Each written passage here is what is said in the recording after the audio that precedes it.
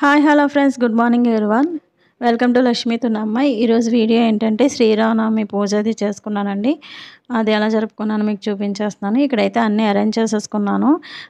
అది గోధుమ నూక, ఆవుపాలు, పంచదార అది వేసి నేను ఉండలుగా చుట్టేసుకున్నాను. అలాగే పానకం తయారు చేసుకున్నాను. శనగడి వడపప్పు, ఆకు చెక్క, తాంబూలం, కొబ్బరికాయ, అరటిపళ్ళు అన్నీ అమర్చుకున్నాను.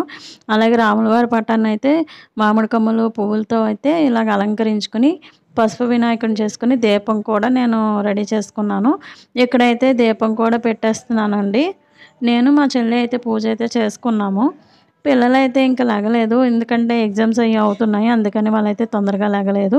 ఇంకా దీపానికైతే అక్షింతలు అవి వేసేసి నమస్కరించుకుంటున్నాను. ఇక్కడ శ్రీరామదేవుని పూజా విధానం. ప్రార్థన. నీలంబు నీమేను స్ఫటికంబు హృదయంబు భక్తులకును నీవు పట్టుకొమ్మ నిన్ను వర్ణింపలేరు నీరజాసనులెన్న రక్షింపగరావే రామచంద్ర ప్రభో. ప్రార్థన అనంతరం దిగువ కేశనామాలతో ఆచమన్యం చేయాలి. ఆచమన కేశనామాలు. ఓం కేశవాయ స్వాహ, ఓం నారాయణ స్వాహ, ఓం మాధవాయ స్వాహ, ఓం గోవిందాయ నమః, ఓం మధుసూదనాయ నమః, ఓం త్రివిక్రమాయ నమః, ఓం వామనాయ నమః, ఓం శ్రీధరాయ నమః, ఓం ఋషికేశాయ నమః, ఓం పద్మనాభాయ నమః, ఓం దామోదరాయ నమః, ఓం సంకర్షణాయ నమః, ఓం వాసుదేవాయ నమః, ఓం ప్రద్యుమ్నాయ నమః, ఓం అనిరుద్ధాయ నమః, ఓం పురుషోత్తమాయ నమః, ఓం అదక్షాయ నమః, ఓం నారసింహాయ నమః, ఓం అచ్యుతాయ నమః, ఓం జనార్దనాయ నమః, ఓం ఉపేంద్రాయ నమః, ఓం హరయే నమః, ఓం శ్రీకృష్ణాయ నమః, ఓం శ్రీరామాయ నమః. సంకల్పము. ఇక్కడ గోత్రనామాలు చెప్పుకొని ముందుగా గణేషుని పూజించి తర్వాతనే రామదేవుని పూజింపవలను. శుక్లాంబరధరం విష్ణుం శశివర్ణం చతుర్భుజం ప్రసన్నవదనం ఛాయే అగజానన పద్మాకం గజానన మహర్నిశం అనేకదంతం భక్తానాం ఏకదంతం ఉపాస్మహే. ఓం నమో విఘ్నేశ్వరాయ నమః, ఓం నమో విఘ్నేశ్వరాయ నమః, ఓం నమో విఘ్నేశ్వరాయ నమః.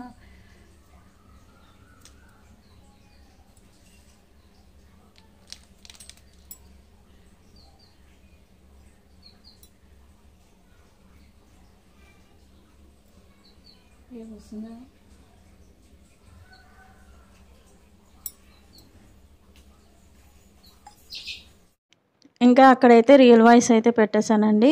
ఇంకా ఇక్కడ నేను నైవేద్యం పెట్టేస్తున్నాను విఘ్నేశ్వరుడి దగ్గర.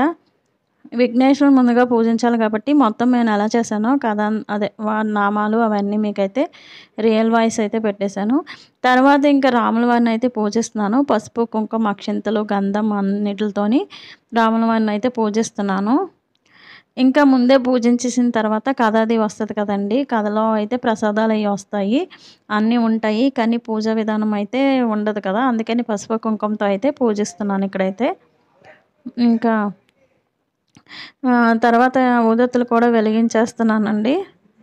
వెలిగించేసి అలా చూపించేస్తున్నాం. శ్రీరామాష్టక శతనామావళి. ఓం శ్రీరామాయ నమః, ఓం రామభద్రాయ నమః, ఓం రామచంద్రాయ నమః, ఓం శాశ్వతాయ నమః, ఓం రాజీవలోచనాయ నమః, ఓం శ్రీమతే నమః, ఓం రాజేంద్రాయ నమః, ఓం రఘుపుంగవాయ నమః, ఓం జానకీవల్లభాయ నమః, ఓం జయత్రాయ నమః, ఓం జతమిత్రాయ నమః, ఓం జనార్దనాయ నమః, ఓం విశ్వమిత్రప్రియాయ నమః, ఓం దాంతాయ నమః, ఓం శరణత్రాణ తత్పరాయ నమః, ఓం వాలి ప్రమదాయ నమః, ఓం వాగ్మినే నమః, ఓం సత్యవాచయ నమః, ఓం సత్యవిక్రమాయ నమః, ఓం సత్యవత్రాయ నమః. ఇంకా అక్కడ ఏంటంటే నామాలు అయ్యి మీకు కొంచెం వినిపిద్దామనేసి వినిపించేసాను, అది రియల్ వాయిస్ అయితే పెట్టేశాను. ఇంకెక్కడైతే అరటిపళ్ళు నైవేద్యం పెట్టేస్తున్నాను. తర్వాత ఇంకా శనివిడి వడపప్పు కూడా కలుపుకున్నాను కదండి, అది కూడా నైవేద్యం పెట్టేస్తున్నాను.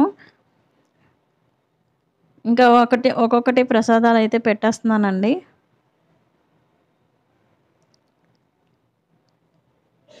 ఆ రోజైతే నేను ఎర్లీ మార్నింగ్ 4 కల్లా లెగిసి ఇంక అన్నీ ప్రిపేర్ చేసుకున్నాను. ఇంకా పానకం కూడా కలిపాను. పానకం కలిపి కూడా అది కూడా పెట్టేస్తున్నాను. ఎర్లీ మార్నింగ్ 4కి అది లేచి ఇంకా అన్నీ రెడీ చేసుకుని చెల్లి నేనైతే పూజ దగ్గర అయితే కూర్చున్నామండి. శ్రీరామదేవుని కథ. నాగంబొట్టి కాశీ ప్రయాణం. పూర్వకాలమున్న ఒక బ్రాహ్మణుడు కలడు. ఆ బ్రాహ్మణుని పేరు నాగంభట్టు. ఆయన ఒక కుమారుడు ఒక కుమార్తె కలరు. కుమారుని పేరు నారాయణ భట్టు, కుమార్తె పేరు నారాయణమ్మ. వారు చాలా పేదవారు. భిక్షాటన చేసి కుటుంబ పోషణ చేసుకునేవారట. అలా కొన్నాళ్ళయ్యేసరికి నాగంభట్టుకు కాశీకి వెళ్ళి ధనము సంపాదించుకోవాలని బుద్ధి పుట్టిందట. భార్యతో చెప్పి తెల్లవారుజామున లేచి కాశీకి ప్రయాణమే వెలుచుండగా అలా వెలగా కొంత దూరం వెళ్ళేసరికి దారిలో సూతులు వారు, వ్యాసుల వారు, నారదుల వారు ప్రత్యక్షమై, ఓ బ్రాహ్మణుడా, ఎక్కడికి వెళ్తున్నావు అని అడిగిరి. అయ్యా, నేను ధనము సంపాదించుకుంటకు కాశీకి వెళ్తున్నానని చెప్పాను. అప్పుడు వారు, ఓ వెర్రి బ్రాహ్మణుడా, కాశీకి వెళితే నీకు ధనము ఎవరైనా మూట కట్టిస్తారా? కాశీకి వెళితే గంగాస్థానం దొరుకుతుంది, విశ్వేశ్వరుల దర్శనం దొరుకుతుంది, అన్నపూర్ణ దర్శనం దొరుకుతుంది, బిందుమాధవ దర్శనం దొరుకుతుంది. కానీ కాశీకి వెళితే నీకు ధనము మూటకట్టి ఎవరిస్తారు? మేము ఒక కథ చెప్తాం, వింటావా అని అడిగారు. నాగంభట్టు, అది ఏ దేవుని కథ వివరించండి స్వామి అని వేడుకొనను. నారదుడు చెప్పడం మొదలుపెట్టాడు. పూర్వకాలమున కోసలమున రాజ్యము కలదు. ఆ రాజ్యం పాలించేవారు దశరథ మహారాజు. ఆయన పిల్లల కోసం భద్రకామేష్టి యాగము చేయగా దేవతలు ప్రత్యక్షమై పాయస పాత్రనిచ్చిరి. అతడిది పట్టుకుని వెళ్ళి తన భార్యలకు కౌసల్య, సుమిత్ర, కైకేయి అను ముగ్గురు భార్యలకు ఇచ్చినారు. వారు ముగ్గురు పాయసం భుజించగానే గర్భవతులైరి. నవమాసములో నిండగా చైత్రశుద్ధ నవమి నాడు పురంరసు నక్షత్రమున శ్రీరామ, లక్ష్మణ, భరత, శత్రుఘ్నులు నలుగురు కుమారులు జన్మించినారు. వారు దినదిన ప్రవర్తమానలే బాలచంద్రుల వల్లే పెరుగుచుండరు. కొన్నాళ్ళయ్యేసరికి విశ్వామిత్రుడు వచ్చి రామలక్ష్మణుని ఇతని యోగ సంరక్షణార్థం తనతో పంపమని దశరథ మహారాజుని అడగగా విశ్వామిత్రునితో రామలక్ష్మణులు పంపటకు దశరథ మహారాజు అంగీకరించగా ముని వారిద్దరికి బల అతిబల విద్యలను నేర్పించను.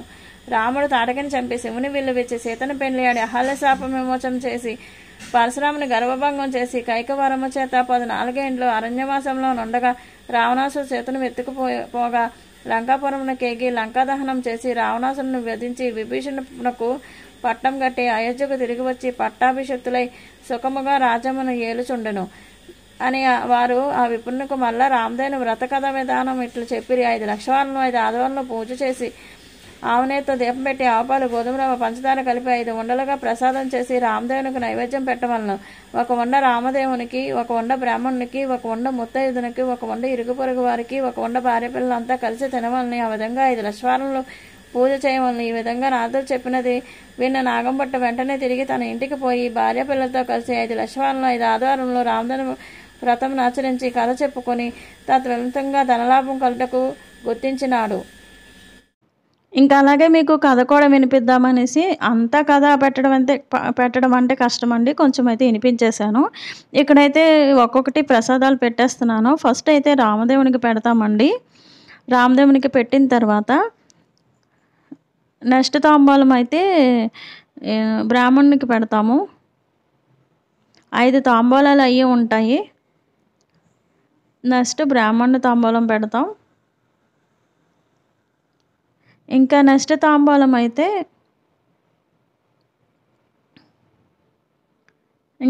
తాంబూలం అయితే ముత్తైదువుకి పెడతామండి. అంటే పేరెంటాలకి ఇవ్వాలి. అది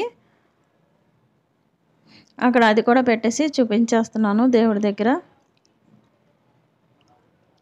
తర్వాత ఏంటంటే భార్య బిడ్డలు తినాలి. అంటే కుటుంబంలో మొగుడు పెళ్ళం పిల్లలు ఉంటే వాళ్ళు తినాలి. ఇంకా తర్వాత మనం ఇరుగు పొరుగు ఉంటారు కదండి, వాళ్ళకి ఇవ్వాలన్నమాట. ఇరుగు పొరుగు వాళ్ళదొకటి. ఇంకా ఇలా 5 ఉండలు ప్రిపేర్ చేసుకుని మనం ప్రసాదం పెట్టాలి. ఇంకా నెక్స్ట్ కొబ్బరికాయ కూడా కొట్టేసి పెట్టేస్తున్నానండి.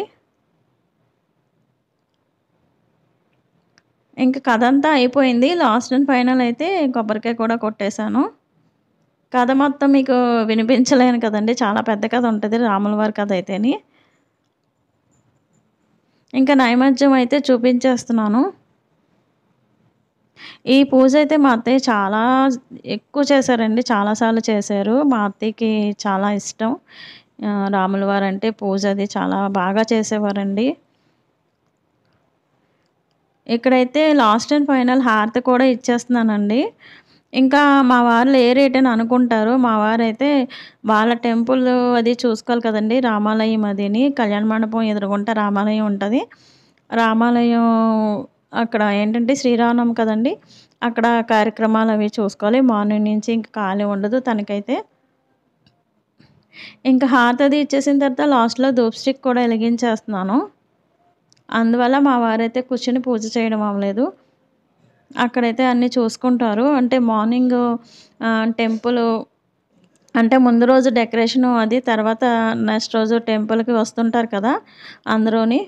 అవన్నీ ఏర్పాట్లయి చూసుకుంటారు. నెక్స్ట్ ఏంటంటే ఊరేగింపు ఉంటది మార్నింగు. ఆ ఊరేగింపుకి ఆహ్, కావాల్సినవి ప్రసాదం అన్నీ ప్రిపేర్ చేస్తూ ఉంటారండి. అదే ప్రిపేర్ చేయిస్తారు.